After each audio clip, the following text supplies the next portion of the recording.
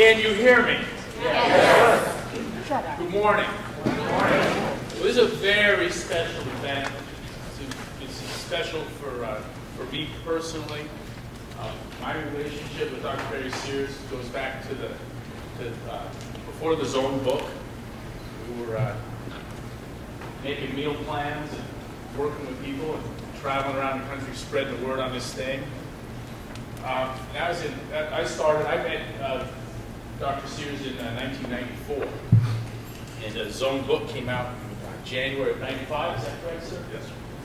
And it was epic. It was a monumental achievement on a handful of levels. First of all, I'd never seen accuracy and precision applied to intake prescription before, and no one else was even really trying.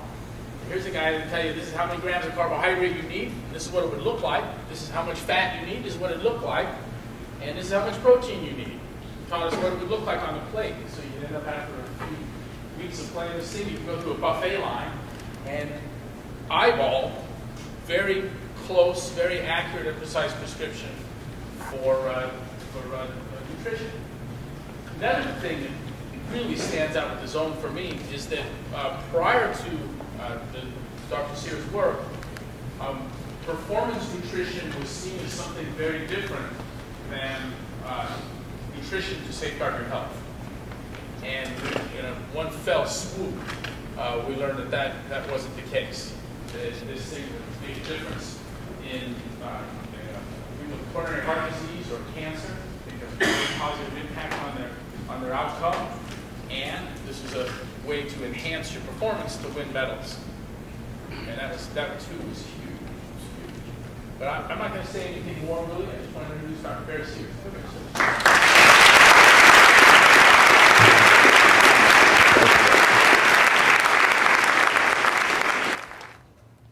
Well, first of all, I'd like to thank Greg for that very, very kind introduction. It's been a long time, as he pointed out, nearly 15 years since we first met. And for me, I've been very, very lucky relative to the acceptance of the Zone diet. But again, my kudos go to Greg and the entire CrossFit team for the amazing work they've done in this period of time, and basically look to integrate both innovative training techniques with innovative dietary techniques. And what I'm going to try to do today is basically break this morning into 3 distinct sections. The first section, talking about Zone wellness and taking wellness to a new level of understanding at the molecular level, at the genetic level. We'll take a 15-minute break after that and then talk about Zone performance, how you can apply these principles to elite athletes to dramatically improve their athletic output. And the final aspect is talking about some of the obstacles that you and your clients will face in terms of reaching peak, not performance, but peak genetic output. And after that, if you're not bored at that point, I'll take questions and answers till the cows come home. So let us start out by talking about Zone wellness. And what exactly is wellness? Well, people don't know, but I think we can define it. Define it, as I'll talk about today, in terms of inflammation and gene expression. All of a sudden, wellness sounds very high-tech, and it is.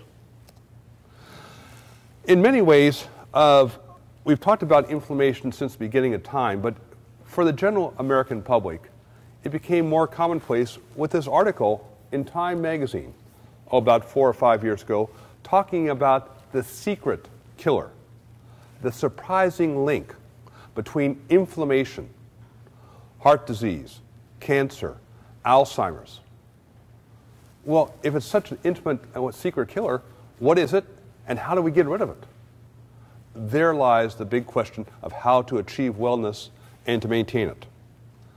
So if this inflammation is so important, why should we be concerned about it? Well, the underlying cause of virtually every chronic disease is increased inflammation. We tend to make medicine a lot more complex than it really is. If you can control inflammation at the molecular level, you have cut the Gordian knot of chronic disease as we know it.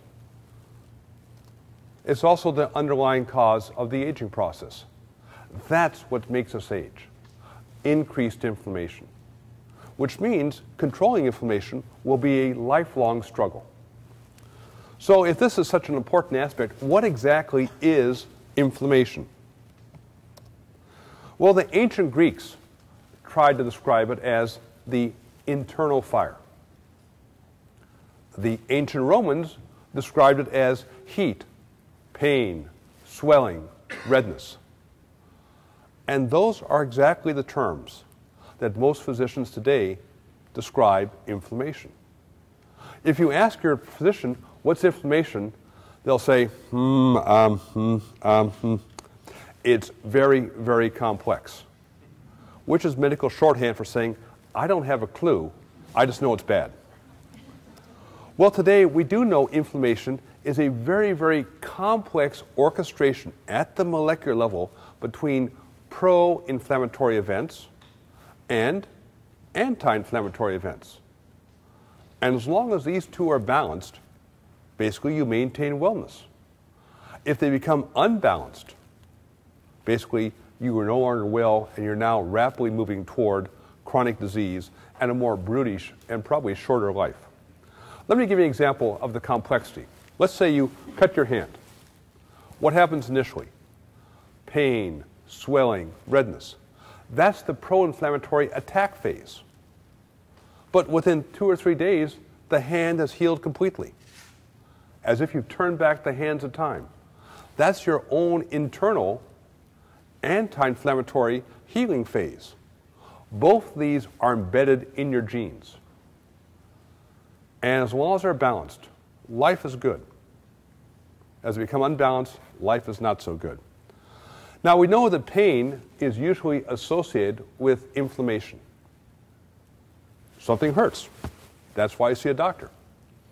And we know this pain is mediated by a distinct group of hormones called eicosanoids. Never heard of it? That's okay. Most physicians in the country have not heard of it either, even though the 1982 Nobel Prize in Medicine was awarded for understanding how these hormones known as eicosanoids control chronic disease. And how do we know that these hormones are key in inflammation? Because virtually every drug we use today to treat inflammation, an aspirin, a non-steroidal anti-inflammatory like Motrin or Aleve, or COX-2 inhibitors, or even corticosteroids, they have only one mode of action. They reduce the levels of the eicosanoids that cause inflammation. That's how they work. Now, why are we basically stuck with inflammation? Well, if we didn't have it in our bodies, we'd be sitting ducks in a very hostile world.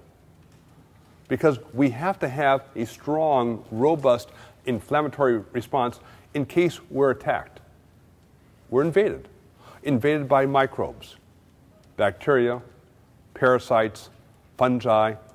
If we didn't have a strong immune system to fight these off, we'd be basically dead men walking. Another thing that turns on the inflammatory response are injuries. Let's say you twist your ankle. What happens initially? Pain, swelling, redness. Because basically that's a break in the system. And the same inflammatory responses can now basically destroy the damaged tissue. And if you have the right ability to activate your anti-inflammatory responses, you can rebuild the tissue. Rebuild so it's as strong, if not stronger, than before. But as we have new breakthroughs in molecular biology, we're finding out one other thing can also turn on these very powerful inflammatory responses. It turns out it's our diet. Our diet can be just as powerful as a microbial invasion of turning on inflammation. And that's what's been happening in America in the last 25 years. That people are basically now being under inflammatory attack, not caused by some microbe, but caused by radical changes in our diet.